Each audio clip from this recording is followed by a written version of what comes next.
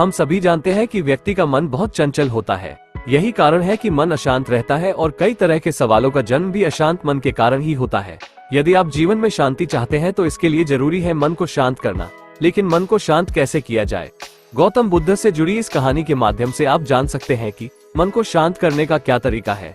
इसमें भगवान गौतम बुद्ध द्वारा मन को शांत करने के आयामों के बारे में बताया गया है। जानते हैं इस कहानी के बारे में, जिससे आपका जीवन बदल जाएगा।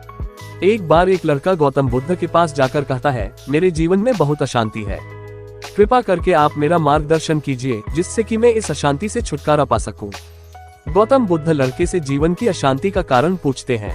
लड़का उत्तर देता है, अत्यधिक विचारों के कारण मेरे भीतर बहुत सारे विचार आते हैं जिससे मेरा मन अशांत रहता है। बुद्ध मुस्कुराते हुए कहते हैं, ऊपर आकाश की ओर देखो और बताओ कि तुम्हें सूर्य दिख रहा है। लड़का ऊपर देखता है और कहता है, धूप दिख रहा है। बुद्ध उससे पूछते हैं कि अगर तुम लगातार धूप में खड़े रहोगे तब क्या होगा? वह कहता है, मुझे अत्यधिक गर्मी लगेगी और शरीर में बेचैनी होगी।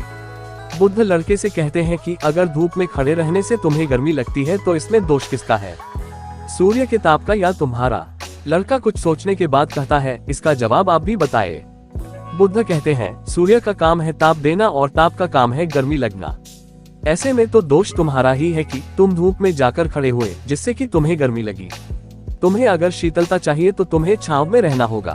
ठीक इसी तरह चंचल मन का भी स्वभाव होता है विचारों और भावनाओं को जागृत करना। विचार क्षण भर के लिए होते हैं, लेकिन विचार से पैदा हुई भावनाएं तक टिकी रहती है। लेकिन ये तुम्हें निर्णय लेना है कि तुम्हें विचार और भावनाओं के साथ चलना है या अलग दिशा बनानी है। तो चलिए जानते हैं मन को शांत कैसे करें। बुद्ध कहते हैं, मन को शांत करने के लिए तन के आयाम पर काम करना सबसे आसान तरीका है। शरीर के स्तर पर हमारी कर्मेंद्रियां और ज्ञानेंद्रियां है।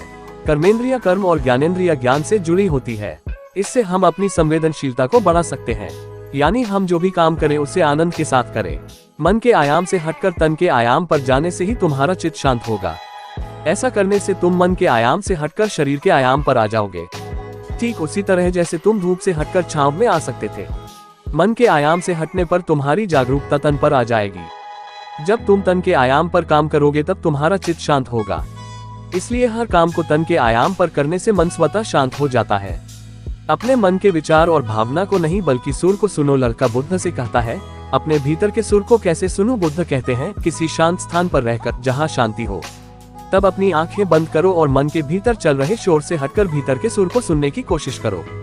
सुर निरंतर चलता रहता है, लेकिन बाहर के शोर के कारण तुम अपने मन के भीतर चल रहे सुर को नहीं सुन पाते हो। जब तुम अपने दोनों कानों को अपने हाथों से बंद कर दोगे तभी मन के सुर को सुन पाओगे। इस तरह तुम मन की अशांति से दूर हो जाओगे और तुम्हारा मन शांत हो जाएगा।